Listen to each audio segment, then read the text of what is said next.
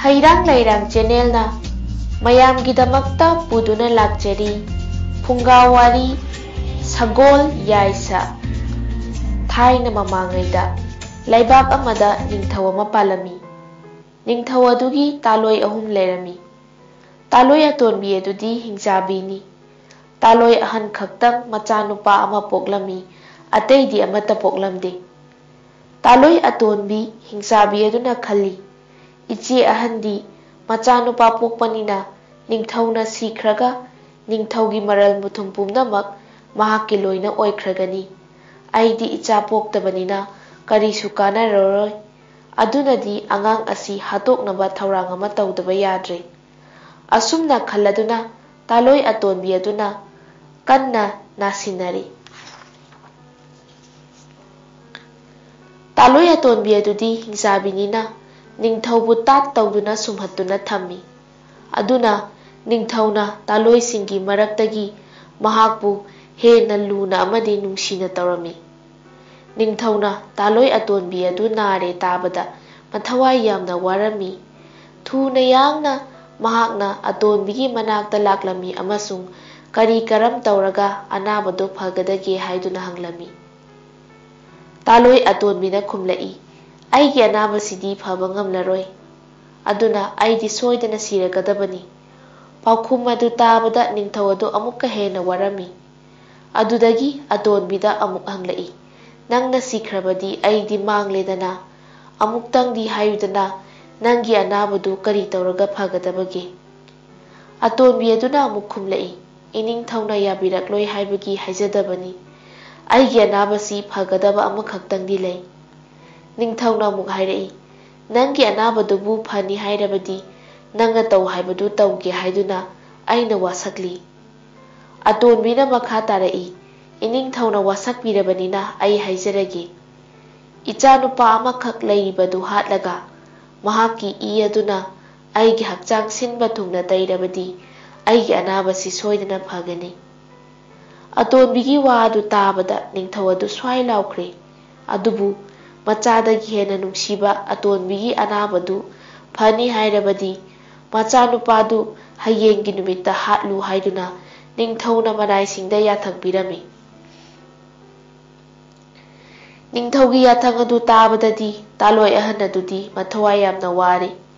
Mahakna konungda leiba ningthaugi khongnet sa samu yaisagi manakta chatuna wari pumnamak kaptuna tamluri. Maduda samu yaisana khumlai, ibema adugidamakta karisu waruganu. Aina angang adubu mi khangandana soidana yokani.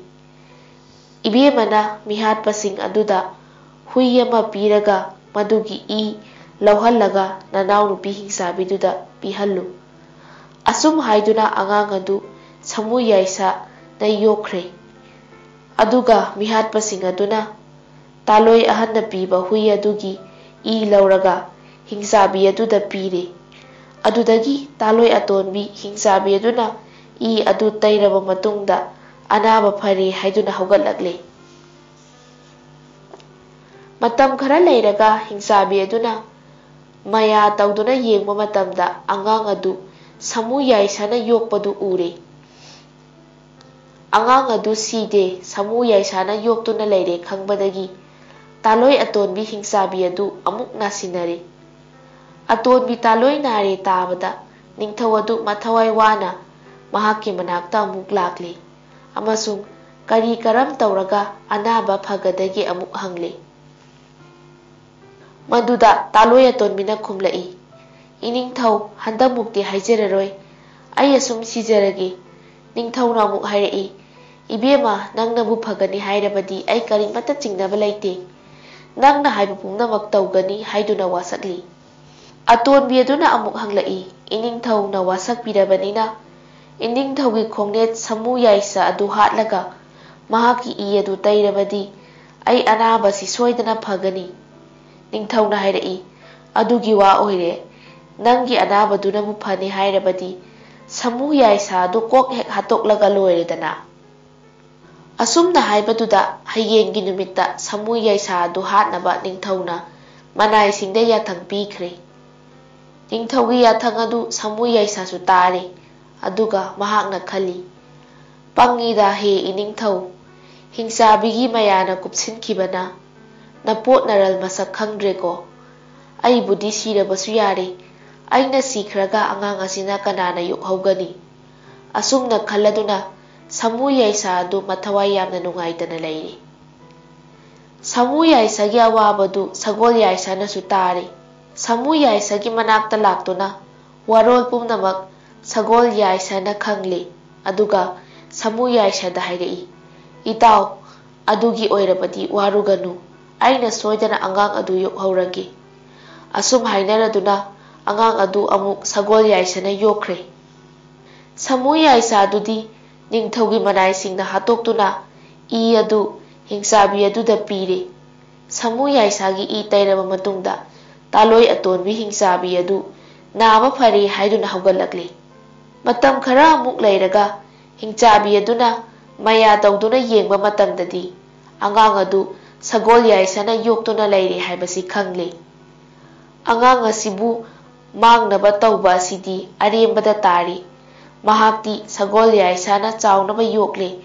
ꯑꯗꯨꯅꯗꯤ ꯑꯃꯨꯛ ꯅꯥꯁꯤꯟꯅꯔꯒꯦ ꯍꯥꯏꯗꯨꯅ ꯇꯥꯂꯣꯏ ꯑꯇꯣꯟꯕꯤ ꯍꯤꯡꯆꯥꯕꯤ ꯑꯗꯨ ꯅꯥꯁꯤꯟꯅꯈ꯭ꯔꯦ꯫ ꯑꯇꯣꯟꯕꯤ ꯑꯃꯨꯛ ꯅꯥꯔꯦ ꯇꯥꯕꯗ ꯅꯤꯡꯊꯧ ꯑꯗꯨ ꯃꯊꯋꯥꯏ ꯋꯥꯅ ꯃꯍꯥꯛꯀꯤ ꯃꯅꯥꯛꯇ ꯑꯃꯨꯛ ꯂꯥꯛꯂꯤ, ꯑꯗꯨꯒ ꯀꯔꯤ ꯀꯔꯝ ꯇꯧꯔꯒ ꯅꯥꯕ ꯐꯒꯗꯒꯦ ꯍꯥꯏꯗꯨꯅ ꯑꯇꯣꯟꯕꯤꯗ ꯅꯤꯡꯊꯧꯅ ꯍꯪꯂꯛꯂꯤ꯫ ꯃꯗꯨꯗ ꯇꯥꯂꯣꯏ ꯑꯇꯣꯟꯕꯤ ꯍꯤꯡꯆꯥꯕꯤꯅ ꯈꯨꯝꯂꯛꯏ, ꯏꯅꯤꯡꯊꯧ ꯏꯕꯨꯡꯉꯣ, ꯍꯟꯗꯛꯃꯨꯛꯇꯤ ꯍꯪꯕꯤꯔꯛꯂꯒꯅꯨ, ꯑꯩ ꯑꯗꯨꯝ ꯁꯤꯖꯔꯒꯦ꯫ ꯅꯤꯡꯊꯧꯅ ꯑꯃꯨꯛ ꯍꯥꯏꯔꯛꯏ, ꯑꯇꯣꯟꯕꯤ, ꯅꯪꯅ ꯅꯥꯕ ꯐꯒꯅꯤꯕꯨ ꯍꯥꯏꯔꯕꯗꯤ ꯅꯪꯅ ꯇꯧ ꯍꯥꯏꯕ ꯊꯕꯛꯇꯨ ꯍꯦꯛꯇ ꯇꯧꯔꯒꯦ, ꯆꯤꯡꯅꯗꯅ ꯍꯥꯏꯌꯨ, ꯑꯩꯅ ꯋꯥꯁꯛꯂꯤ꯫ ꯅꯤꯡꯊꯧ ꯋꯥꯁꯛꯍꯜꯂꯕ ꯃꯇꯨꯡꯗ ꯍꯤꯡꯆꯥꯕꯤ ꯑꯗꯨꯅ ꯈꯨꯝꯂꯛꯏ, ꯏꯅꯤꯡꯊꯧ, ꯑꯗꯨꯗꯤ ꯍꯥꯏꯖꯔꯒꯦ, ꯏꯅꯤꯡꯊꯧꯒꯤ ꯈꯣꯡꯅꯦꯠ ꯁꯥꯞ ꯑꯣꯏꯔꯤꯕ ꯁꯒꯣꯜ ꯌꯥꯏꯁꯥꯗꯨ ꯍꯥꯠꯂꯒ ꯃꯍꯥꯛꯀꯤ ꯏꯗꯨ ꯇꯩꯔꯕꯗꯤ ꯑꯩꯒꯤ ꯑꯅꯥꯕꯁꯤ ꯁꯣꯏꯗꯅ ꯐꯒꯅꯤ꯫ ꯇꯥꯂꯣꯏ ꯑꯇꯣꯟꯕꯤꯒꯤ ꯑꯅꯥꯕꯗꯨ ꯐꯒꯅꯤꯕꯨ ꯍꯥꯏꯔꯕꯗꯤ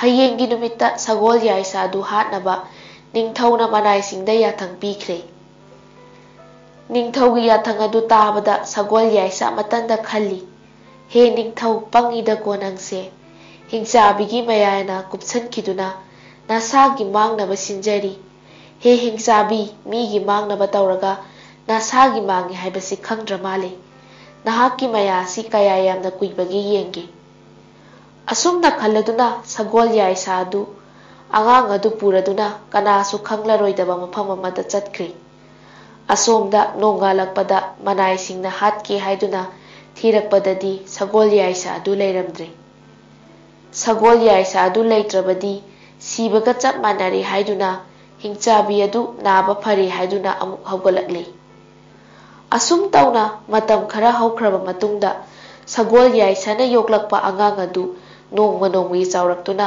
ꯄꯥꯈꯪ ꯁꯥꯔꯦꯞ ꯐꯥꯔꯛꯂꯤ꯫ ꯃꯇꯝ ꯑꯁꯤꯗ ꯂꯩꯕꯥꯛ ꯑꯃꯒꯤ ꯅꯤꯡꯊꯧꯒꯤ ꯃꯆꯥꯅꯨꯄꯤ ꯑꯃ ꯃꯄꯥꯅ ꯑꯃꯗ ꯊꯥꯖꯩ ꯌꯥꯗꯦ, ꯑꯃꯗ ꯊꯥꯖꯩ ꯌꯥꯗꯦ ꯇꯧꯗꯨꯅ ꯂꯩꯔꯝꯃꯤ꯫ ꯃꯍꯥꯛꯅ ꯃꯌꯥꯗ꯭ꯔꯕꯗ ꯅꯤꯡꯊꯧ ꯑꯗꯨꯅ ꯃꯆꯥꯅꯨꯄꯤꯗ ꯍꯪꯂꯛꯏ, ꯏꯕꯦꯝꯃ, ꯏꯄꯥꯅ ꯃꯇꯝ ꯆꯥꯔꯤꯉꯩ ꯑꯆꯧ ꯑꯆꯧꯕ ꯅꯤꯡꯊꯧ ꯃꯆꯥ ꯀꯌꯥꯗ ꯊꯥꯖꯕꯁꯨ ꯅꯪꯅ ꯌꯥꯗꯦ, ꯅꯪꯕꯨ ꯂꯨꯍꯣꯡꯂꯔꯣꯏ ꯍꯥꯏꯔꯤꯕꯔꯥ?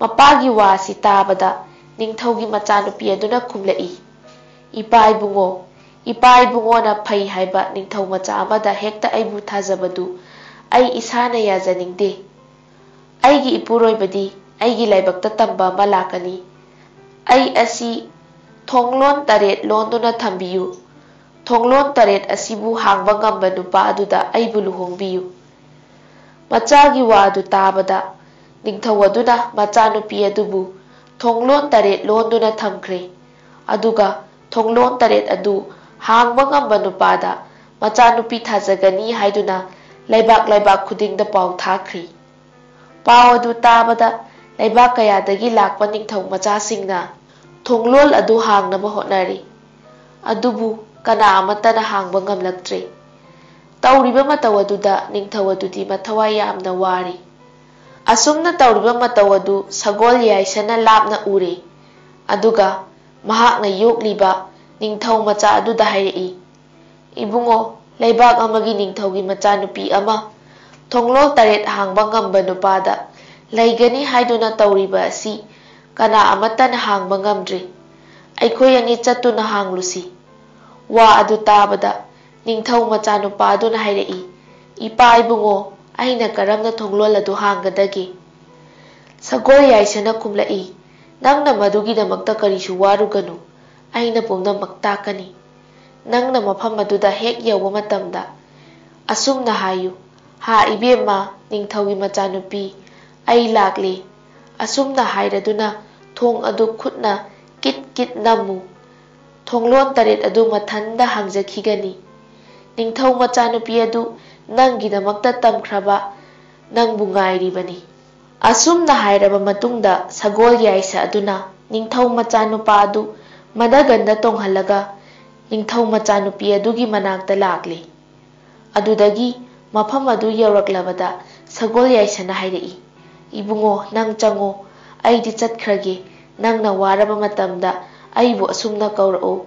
Ha ipa ibungo sagol yaisa maduda ai lakpaga chap managani. Asumna hairamlaga sagol yaisa adu chatkre. Sagol yaisa adudi fattababu manghanba afababu yokhatpa laigi sayona oina tauba mana khangda udaba yaudaba sa ama oirami. Adudagi ningthau macha aduna ningthau machanupigi manak hek yauba matamda sagol yaisana takpirakpa pungnamak tawri. Adudagi thonglol 8 adu mathanta hangjakhre. Thonglol 8 adu hangle tabada ningthau adu yamna harauri.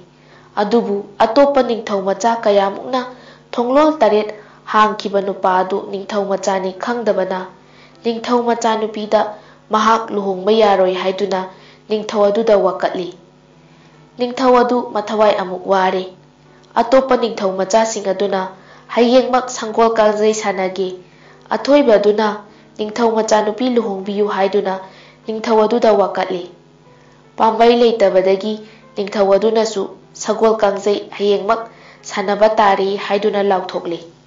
Matam asida ningthau asina thonglol 8 hangkiba nupa aduda hanglai, ibungo nangbu kari laibaktagino, karamba ningthaugi macha masuno, hayeng sanggol kangjai sanagani haibasida nang soidana yaugadabani. Nangi sagol leitragana aigi sagol sangdagi apamba ama khallu. Ningthau macha aduna kumlai, iningthau ibungo aigi sagol leijai, ai sagol adu laujaruge. Asumna hairamlaga mahak sagol lauba chatkre. Mahakna khara chatlaga ha ipa ibungo sagol yaisa haiduna hek kaurakpada sagol yaisa adu mamangda chap hekta lepnari. Aduga ningthau macha nupa aduna maram pumnamak sagol yaisada tamli. Maduda sagol yaisana kumlai, icha sidi adugidamakta nang karimata waruganu, ipa leiri. Ipa icha changduna sagol kangjai adu sanaraga loiri. Ngasidi ipa wari ama lige nang munna tau. Nang asi aina popa icha natte, nangdi ningthaugi machani. Nangna namaga lonaba nama amaga ani lei. Iton-tonbi adudi hingchabini. Mahakna nangbu kalaktuna hatnaba honarakpadagi ipana nangbu yokkibani. Napabung adudi hingchabi adugi mayana kupkiduna amamba punsi amada leikrabani. Nangna hayeng kangjai sanaba loiraba matungda ningthau machanupi adu thajarage hairaklabadi nangna ipa ima khanghalukige haiduna yaroidabani. Adudagi aikhoi ani chattuna namaton hingchabi adu hatlaga napabunggi amamba kokhallaba matungda napabunga namaga sak khangnaraga chauna ningthau machanupi adu luhonggadabani. Namaton hingchabi adu hatnaba thaurang pumnamak langduna thamlabani.